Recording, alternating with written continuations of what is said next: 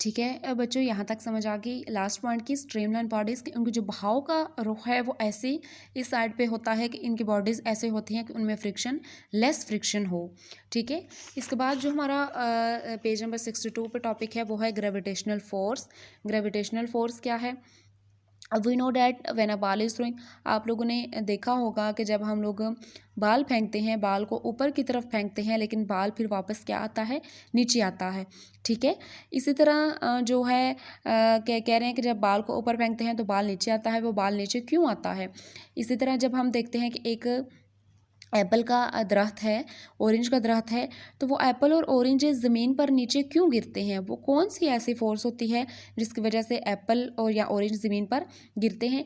तो इस क्वेश्चन का आंसर क्या है कि अर्थ attracts all the bodies toward itself, this force of attraction is called gravitational force.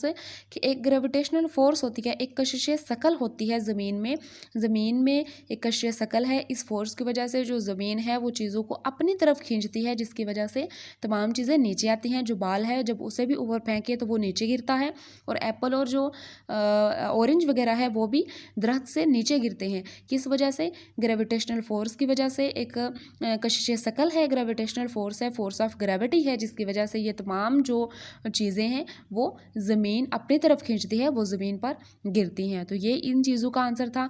इसमें आप लोगों ने यही डेफिनेशन करनी है कि अर्थ attracts all the bodies toward itself, कि जो अर्थ है वो चीज़ों को अपनी तरफ खींचती है। This force of attraction is called gravitational force. एक फोर्स है, फोर्स ऑफ अट्रैक्शन, जिसे कहते हैं ग्रेविटेशनल फोर्स, कशिश शकल, जिसकी वजह से तमाम चीज़ें ज़मीन अपनी तरफ खींचती है, फोर्स ऑफ ग्रेविटी की।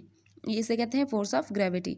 ये आप लोगों ने इसकी जस्ट आज डेफिनेशन करनी है। ये यहाँ से लेकर यहाँ तक आज आप लोगों ने इसकी डेफिनेशन लिखनी है। ग्रेविटेशनल फोर्स लिख के इसकी ये डेफिनेशन लिखनी है, डिफाइन ग्रेविटेशनल फोर्स।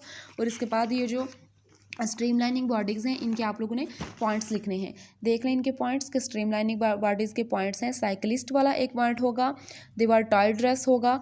इसके बाद थर्ड पॉइंट होगा the shape of minimum air friction when moving the example of force, ये इसका 4 पॉइंट होगा। 5 पॉइंट होगा सिमिलरली द स्विमर वाला, place to reduce the water in friction, और aeroplane ships and boats streamline shape and the force less friction.